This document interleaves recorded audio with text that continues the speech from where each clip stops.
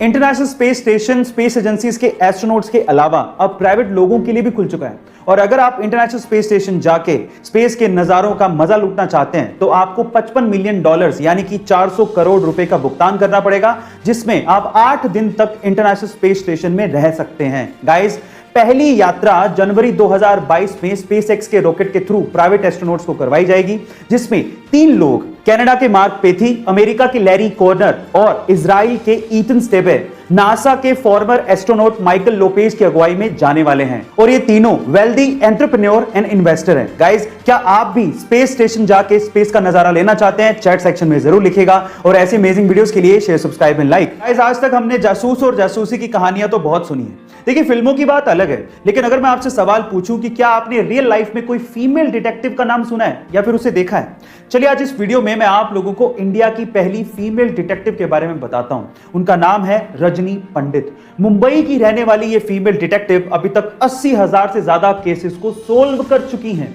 उन्हें बचपन से ही स्पाई नोवेल पढ़ने का बड़ा शौक था, इसीलिए वो डिटेक्टिव बनना चाहती थी। लेकिन हर बार उन्हें यह कहा जाता था कि यह जॉब महिलाओं के लिए नहीं है। लेकिन उनकी मां का उन्हें बहुत सपोर्ट था, इसी वजह से उन्होंने केसेस लेना शुरू किया, उन्हें सोल्व करना शुरू किया और देखते ही देखते 1991 में उन्होंने अपना डिटेक्टिव ऑफिस मुंबई में खोल लिया।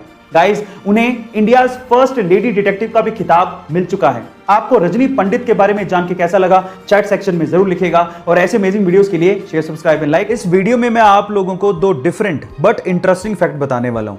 फैक्ट नंबर 1, ये तो आपको पता ही है कि इंसान मंगल ग्रह पे बस्ती बसाने की कोशिश कर रहा है, लेकिन जिस दिन इंसान इसमें कामयाब हो गया और वहां पर किसी ह्यूमन चाइल्ड का बर्थ हो गया तो आपके पासपोर्ट पे एक और आइडेंटिफिकेशन ऐड हो जाएगा, that is planet of birth. मतलब आप कौन से प्लैनेट में पैदा हुए हो। है ना इंटरेस्टिंग?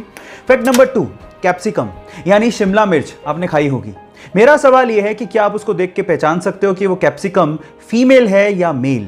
जी हां, इसका भी एक तरीका है, मैं आपको बताता हूं। आप कैप्सिकम को उल्टा करें, अगर उसके 3 बम हैं तो इसका मतलब वो मेल कैप्सिकम है, और अगर उसके 4 बम हैं तो उसका मतलब हो गया कि वो फीमेल कैप्सिकम है। ये दोनों इंटरेस्टिंग फैक्ट जान के आपको कैसा लगा? चैट सेक्शन में लिखना मत भूलिएगा। क्या आप जानते हैं कि आपके दिमाग के लिए सबसे डेंजरस चीज क्या है? वो है एंगर यानी कि गुस्सा। गुस्सा आपके दिमाग के लिए पॉइजन के जैसे काम करता है। जब आपको गुस्सा आता है तो वो आपके डिसीजन मेकिंग पार्ट को बंद कर देता है, यानी कि आपकी सोचने की शक्ति खत्म हो जाती है। एक स्टडी के अनुसार जो ज्यादा गुस्सा करता है उसे हार्ट अटैक आने की संभावना भी ज्यादा होती है। अब इसको कंट्रोल करने के लिए क्या करें, मैं आपको बताता हूं। उसके लिए आप 1 to 10 काउंटिंग रूल को फॉलो कर सकते हैं। जब आपको गुस्सा आए तो आप मन में 1 से लेकर 10 तक की गिनती काउंट करें। आप देखिएगा कि 10 तक गिनते गिनते आपका एंगर यानी कि गुस्सा कम हो जाएगा और उसके बाद आप दिमाग से काम ले पाओगे। इसके बारे में आपका क्या ख्याल है? चैट सेक्शन में लिखना मत भूलिएगा। जो लोग प्राइवेट कंपनियों में काम करते हैं, वो प्राइवेट कंपनियां उन लोगों को तभी तक ही सैलरी देती है जब तक वो वहां पे एम्प्लॉय हैं, जिंदा है और काम कर रहे हैं। लेकिन गूगल में ऐसा नहीं होता।